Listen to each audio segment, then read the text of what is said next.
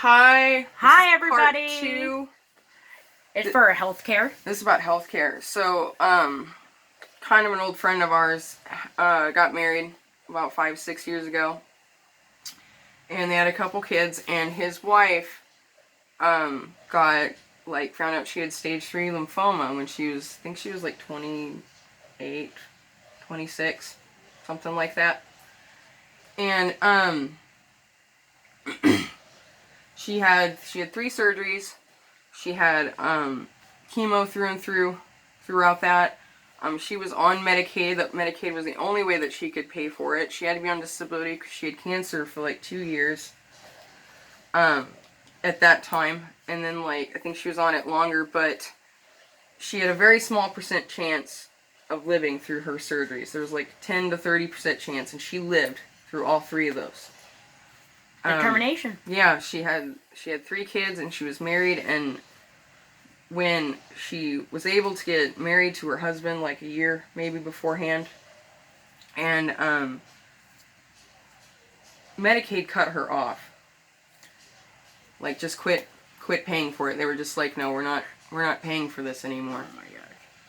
And 3 months later she died. You think since she survived 3 surgeries that they said the survival rate was poor, and Medicaid was paying for it at the time, you would think they'll be maybe this is the one, maybe we should keep paying. That's not the case. To me, it doesn't even matter if someone does eventually die. The point is that's somebody's life. That's somebody's time. That's a child's time with their parent. That is so much. That means so much. It's not, we're people. We're not a number. You know what I mean? It's getting there, though. There are a lot of people fighting for it. If you can, please keep fighting for it. There's stuff on Twitter. People are trying to sign petitions. But I feel like there's a lot of argument on the internet, and people don't want solidarity. I feel like the people in power don't want solidarity. Because then we can all make a decision. We can all change how our country is run. Now, for people that don't know, if you are on Medicaid, you know what Medicaid is like. But, for a lot of people that get disability, or for people that qualify, it is really, really hard to get Medicaid, to even be on there. And then once you get on there, they'll, throw a paper, send you a letter in the mail after, 6 months, and be well, you need to be reevaluated. Or sometimes, my boyfriend got sent one, one time, every month, for 3 months of them trying to reevaluate it. Because when they do that, if you don't return that as soon as possible, if you don't have a million things of paperwork, just even if you do, they will figure out a way to not have you be on it.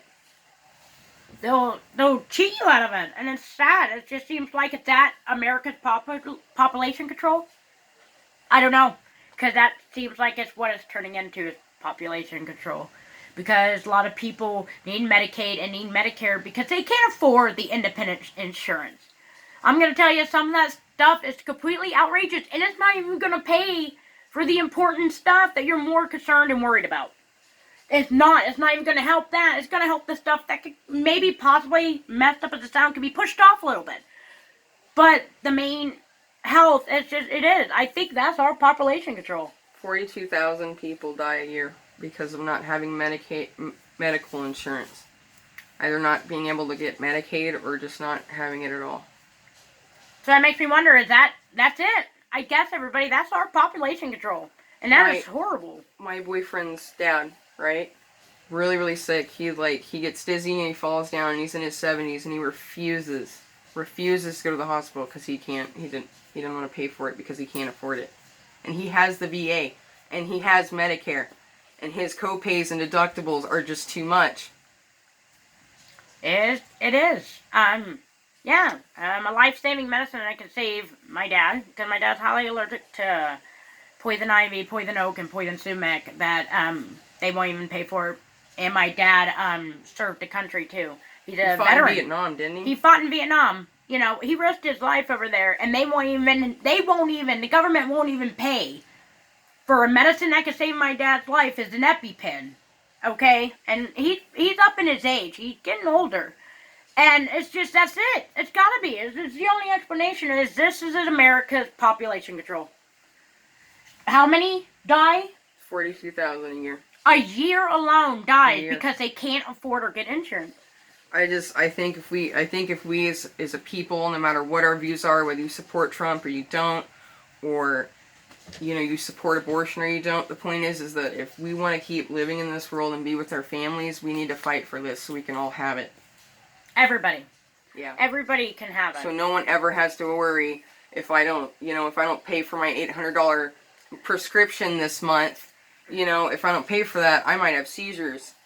Yep. But I have to pay for that, or I can pay, my bills for rent and food and electricity. I don't know anybody that can just throw out $800. No. Are you kidding me? Are you kidding me? Our freaking